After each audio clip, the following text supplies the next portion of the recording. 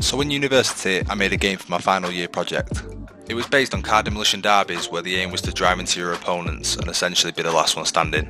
And as much as I enjoyed making it, it still felt a little bit flat. So that's why I'm scrapping it. Primo, attack!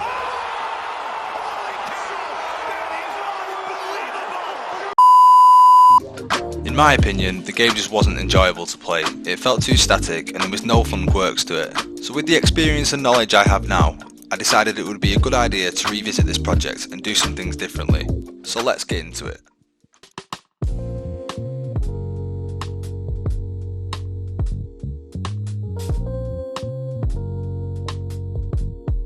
So like I said, this game was made in my final year at university.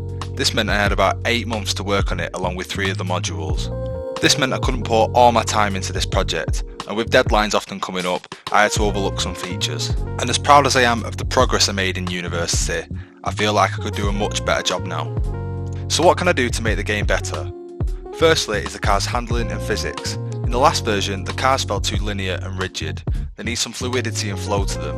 I'm going to fix this by adding a suspension. Space Dust Studios created an amazing video on creating a suspension. Essentially, we shoot a line trace out of each corner of the car, and then depending on if and where it hits, we can apply an opposing force to the car's mass.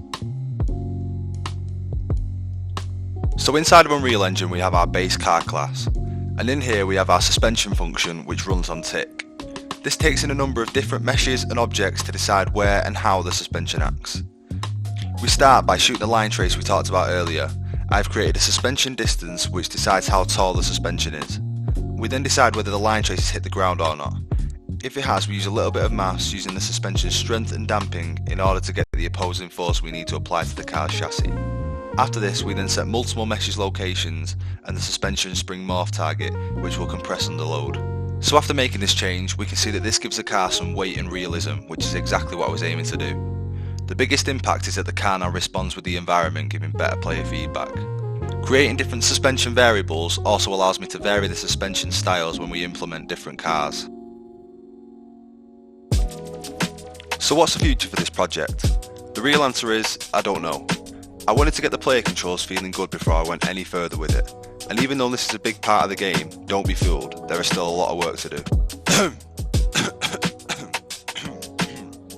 So since I have no direction yet, I'm looking for input on where you think I could improve my game and what direction you think I should go in. I would also appreciate it if you could like and subscribe. This allows you to keep updated with these devlogs. With that being said, thank you for reaching the end of my first devlog. I will continue working on this game in the coming weeks and will release an update when I have made some progress. So, thanks for watching.